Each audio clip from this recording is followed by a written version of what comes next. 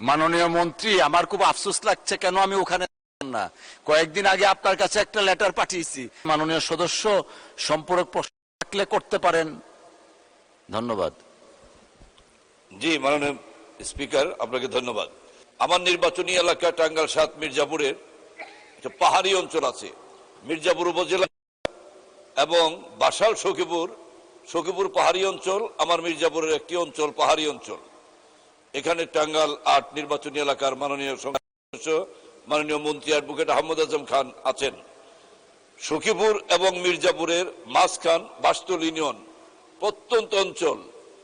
সেখান থেকে মানুষের সেবা পেতে থানা সদরে আসে ১২-১৩ কিলোমিটার দূরে।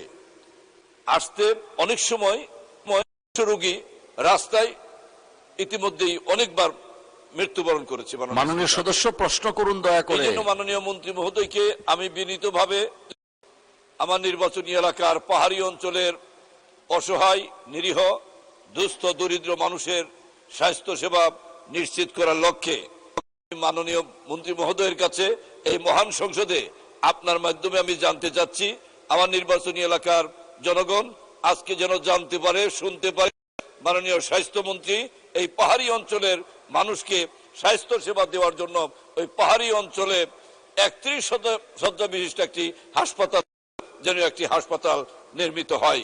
আপনাকে ধন্যবাদ মাননীয় স্পিকার। মাননীয় মন্ত্রী। স্যার, কনভিনসিং ম্যানার মাননীয় সংসদ সদস্য ওনার পাহাড়ি অঞ্চলের বাঁশতল এলাকার মানুষের কথা বলেছেন। অনেক ক্রুয়েল হতে পারবো না মাননীয় স্পিকার। টাকার বরাদ্দ পেয়েছি, উনি জনগণের প্রতিনিধি, ভোটে পাশ করে এসেছেন। সেই পাহাড়ি অঞ্চলের মানুষের জন্য বাঁশতল এলাকায় একটি ৫০ শয্যা বিশিষ্ট স্বাস্থ্য সেবা কেন্দ্রের কথা বলেছেন।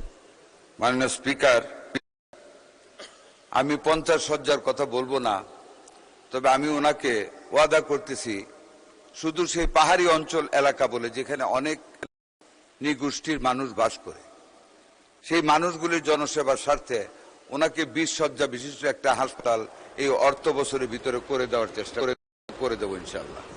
ধন্যবাদ মাননীয় স্পিকার আপনাকে। মাননীয় মন্ত্রী, আমার খুব আফসোস লাগছে কেন আমি ওখানে না। কয়েকদিন আগে আপনার কাছে একটা লেটার পাঠিয়েছি। আমারও একই অবস্থা, ২০ শয্যা। আপনি বলার পরে you are the guardian of this house, আমার কি নো বলার খুব অধিকার আছে? আপনারটাও হবে ইনশাআল্লাহ। ধন্যবাদ। আলহামদুলিল্লাহ, অসংখ্য ধন্যবাদ মাননীয় মন্ত্রী।